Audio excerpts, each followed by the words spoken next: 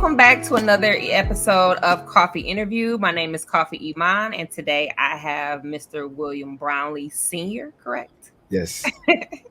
And he is going to tell us a little bit about himself first, and then I will see what he's up to. All right. Well, my name is William A. Brownlee Sr. from West Philadelphia, born and raised in the church house where I spent most of my days. Also went to Overbury High School, then went to Citrus State University, studied psychology, a minor in criminal justice, and worked in banking for about 10 years. And now I'm a CEO of multiple companies and a pastor of many churches. So you have a lot of hats that you wear. So everything that you have in place, why did you choose entrepreneurship? Because you can create and control. So what I mean by that, you can create job opportunities to open up doors for our Black society and other cultures to be able to work their gifts and their crafts. Control means I can control my own time. I can go when I please, come when I go, when I want to go. So that's and not only that, being able to have that balance and family time and things of that nature, because I do a lot. So therefore, I need to control my own time. With that being said, so creating the opportunities for our many individuals who have the gifts and talents that really don't have the provision, but they have the gift, right? So that's the reason why. So what sparked the interest to create Divine Enterprises? Can you tell us how that started? Yeah, so I actually my first business was the beauty salon, Divine Beauty Salon, Style Salon. So that was about 2014. I did that based upon my grandmother's aspirations when she was alive before she died from cancer. She had a beauty salon and she closed it down because of cancer and didn't really leave it to nobody. And when she died, she really didn't have it set up to leave as a legacy. So when I buried her, I was reading her bio and things. I'm like, then had a salon, we didn't know about it. And I'm like, what? How did we not know about this? And so I said, to myself, I said, I'm a birth something based upon her memory. And so Divine Style Salon was the birthing of from my grandmother's vision. So from there, I then got Divine Child Care Center, because I love working with children. Child psychology is one of my minors. And then I went and got into real estate. So Divine Children Realty, see everything divinely given, right? So I said, you know what? I might as well make an umbrella called Divine Enterprises that's the hub for the conglomerate of all divine entities. So we have so many different divine entities. We have Divine Childcare, Divine Chosen Realty, Divine Style Salon, Divine Beauty Supply, Divine Financial Service Center, Divine Photo Studio, Divine Chosen Entertainment LLC, record label. So it's so many entities that we birthed under there. So that's the reason why. Do you run them all, or is it just under your umbrella? You have people delegated to run these different companies? Yes, I have directors for each company. Yep, I'm very hands-on with each company, though. Yep. So tell us a little bit about the impact that you have with Divine Financial Services. Well, the good thing about Divine Financial Services, we were able to tap into financial opportunities for many of our Black young entrepreneurs. A lot of them didn't know where to start, how to do it. They had the vision, again, go back to no provision. They didn't have the provision, they didn't have the structure, the guidance, because everybody has an idea, but everybody don't have the financial foundation. So we were able to provide them with the opportunity of grant writing, accounting, bookkeeping, credit repair, so we can be able to teach them how to fix their credit so they can be able to tap into their business credit as well as their personal credit, maximizing on this, because you can't have a business with no capital. So if you don't have the capital, let's go in and acquire you some funding so that you can be able to use that to actually bring more capital. Right. So we were able to also obtain loans and lines of credits and grants for these individuals. And I mean, during the pandemic and even after the pandemic, we've been still funding these young entrepreneurs. I mean, even a lot of them are able to go and get their first-time home buyers and get their first business loans. You know what I'm saying? So we're changing, actually, we're gentrifying the communities, the people, so they can regentrify the community. So it's all about financial literacy, and a lot of us lack that. We have the mind and the idea, but we don't have the knowledge. The scripture says having a zeal, but not according to knowledge. We have an excitement about it, but we don't have the knowledge. Right. You can get excited about pretty much anything. Yeah, seriously. So are you offering the financial literacy to people that aren't in business? Oh, no, everyone, consumers, business, large companies. Yes, we have service many people over since 2016. I've been servicing people through the web credit repair, and then with the Divine Financial Services, we now have a conglomerate of brands. So we have Iconoclastic. He does our grant writing and our business developing. Then we have uh, Mindset Matters, which is the investing side, Travis Bellard. Then we have Divine Chosen Realty, which allows you to purchase real estate, first time home buying, or even flip and invest. We teach them how to do that as well. We have Sean Butler and Jimbo Tucker over that, and we have our accounting department, which is you have Darley. Built with Darley. Darley is she's our accountant. She does our accounting work for our young people, and she does corporate accounting as well. So we have all that you need. It's a one-stop shop in one location. In one location. Yep, in one location. Seriously, it's right on Walnut Street in West Philly. There is the beauty salon, the beauty supply, the Divine Financial Service Center, and behind that is the Divine Photography Studio. Yep. Got it. So having your hands in so many different things in the community and being a pastor, how does it feel to be able to help the community in so many different ways? It feels better than money, having money. Honestly, just to see people lives change because you had a hand in their in impact in that. Okay. It's like when I die today or tomorrow, I'll leave an impression. You can have all the money in the world, but if you have nothing to leave behind, what do you have to gain? Nothing. What have you done? It goes back to saying, was my living in vain? Like, did my last name leave an impression on people's brands and families? You know what I'm saying? So I love to see life change because I know what it feel like to feel like there was no hope. I know what it feel like. I know what I was there with mother dying from drugs and alcohol. Her body was found dead in the crack house for a week straight. Father in a mental institution. All my aunts and uncles dying before my grandmother died. Didn't have to bury my grandmother. Feeling like there was no hope. Like I just lost everything. Right. So coming from that struggle, even coming from down the bottom of West Philly, people don't think that anything good coming from down the bottom. Like they say about Jesus, nothing good from Nazareth, right? But the thing is, seeing that I didn't allow my circumstances to handcuff my future, I want to be the cause that the same way they have that same mindset. Other people have the same mindset. So that's my desire, to see the impact and the change of other people's lives. My favorite motto is, it's not about income, it's about impact for me. Income will come. Income will come. Impact. So how remaining positive and knowing you've been through those, so what challenges are you facing currently and balancing it all? Well, the only challenge I face currently is I would say more or less seeing our own support our Black people. Okay. Like, I get that. We don't support each other enough. And the problem is we support based upon who we know, not what we need. And that's what kills a lot of businesses.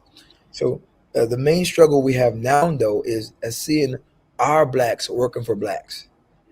Everybody wants to be a business owner, but nobody wants to start somewhere to work for someone. Peep this, to be able to learn how to run something. Got it. You can't just off the ground run something. You never work for nobody, so you don't even know how a work environment looks like. You don't know the HR processing. You know what I'm saying. You don't know about the hiring part. You don't know about the recruiting part. You don't know about the accounting part, the bookkeeping part. Everybody just want to run something, but don't have the structure. So it took me to work for banking to understand how to run a financial institution, right? To actually help business owners to become financially set.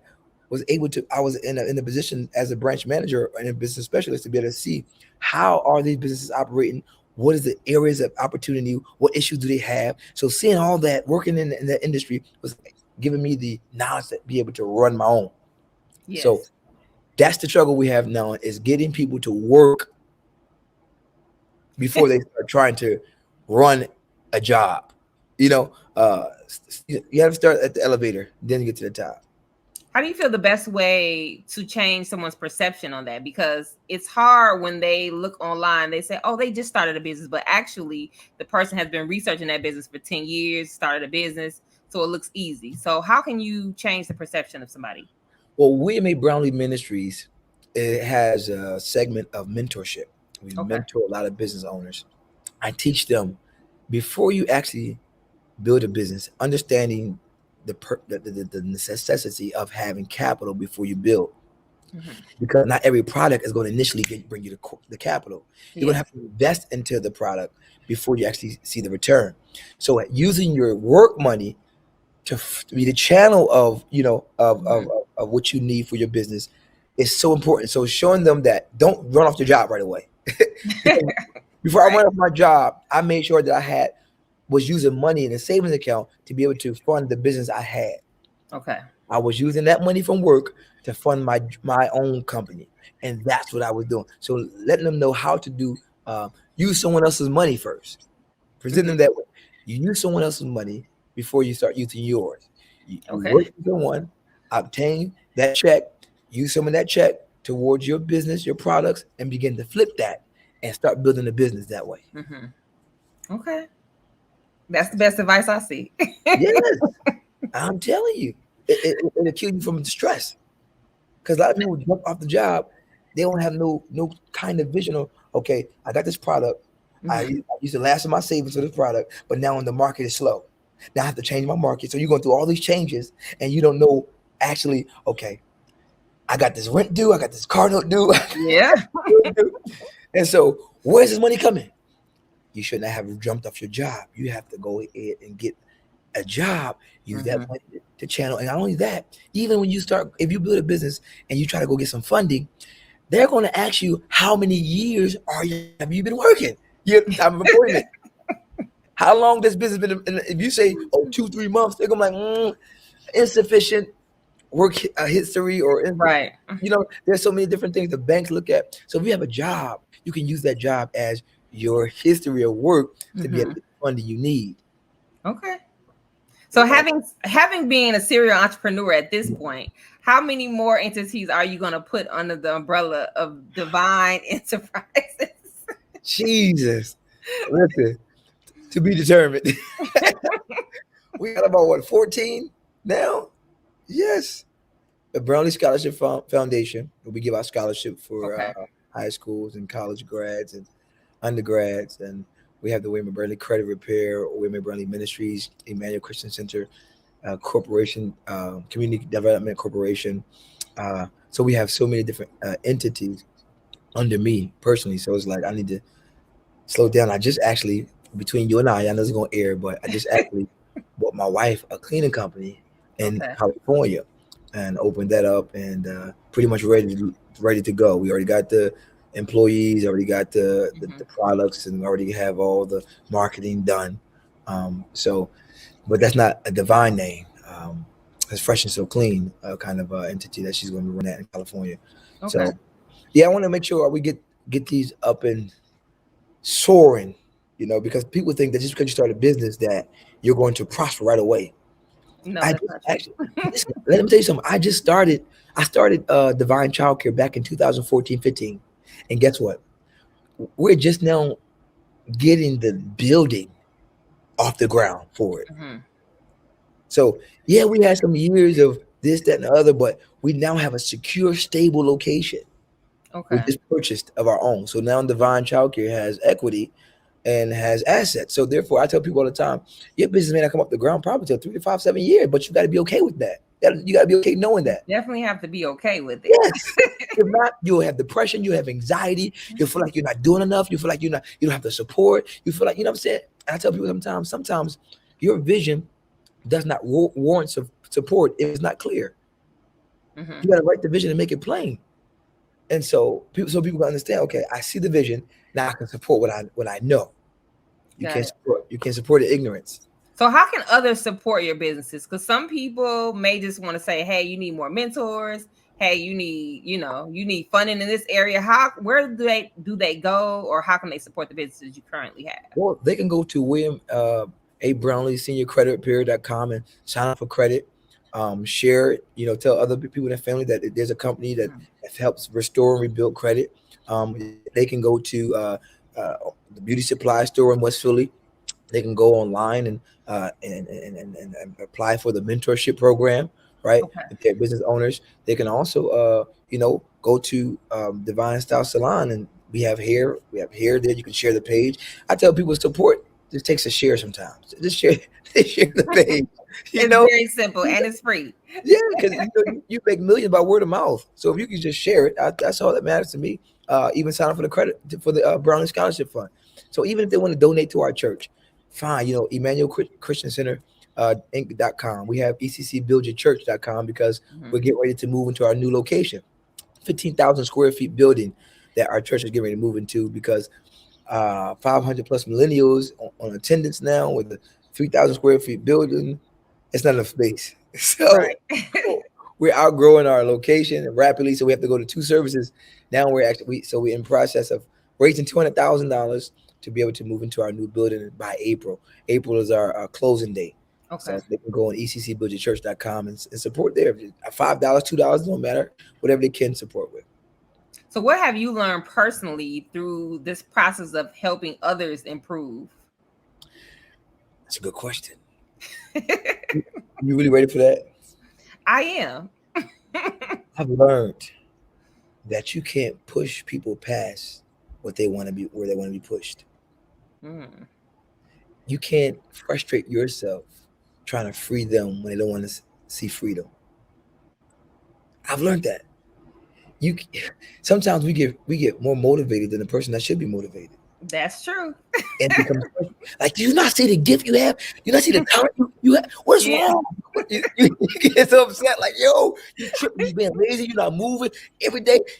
You get upset, but it's like, you know what? I can't be more passionate about someone else's vision than they are. Right, that's true. You'll frustrate yourself. So I had to learn that because sometimes when you're helping people, you can't help those that don't want to help themselves. I've learned that. Okay. I'll start putting my stuff down, trying to help pick someone else's when I don't even want to have the strength to pick it up. Not that they don't have it, but they don't want to have the strength to pick it up. They want you to pick it up for them. Got it. You follow me? Yes, I get it. Totally. I mean, because you get excited. Who doesn't want to be passionate about a project, especially if that's how you treat your company? So you just feel everyone should have the same enthusiasm as you have about the work. Yeah. One more thing I've learned: be careful who you connect with. Not everyone is connecting for pure reasons. Okay. Not everyone want to see you win. Not everyone want to really learn from you. Some people want to leech from you. Some people are getting close to observe how you do it so they can steal what you do. My thing is, you gotta steal. Just ask me, I'll help you. Freely God gave it, freely I give it. I'll give you the strategy. Right. But just have discernment. I tell any of our entrepreneurs and our influencers, please obtain discernment on your connections. Now, every connection is a God-given connection. Some connections come to seduce you of what God have given you to really catapult it. Okay. Yep. Well, I really appreciate your energy today. If nothing else, you have shared that, and I really appreciate your drive to create all of these resources for your community and others. So our listeners, please follow Mr. William Brownlee Sr. and support the companies he has, and even mentorship. It doesn't hurt to share the knowledge you have with other people. Yes. Do you have any last words for my listeners today? Listen, whatever you do, stay consistent. Okay. Results comes from consistency. I don't care how hard it gets. Even in the hardship, stay consistent. God blesses you in the tight place before he makes a Rehoboth open space. So be blessed. I'm praying for everyone on here that's aspiring to break generational curses, to come against the odds of life. Keep going. Stay strong. Thank you. Thank you for having me. You.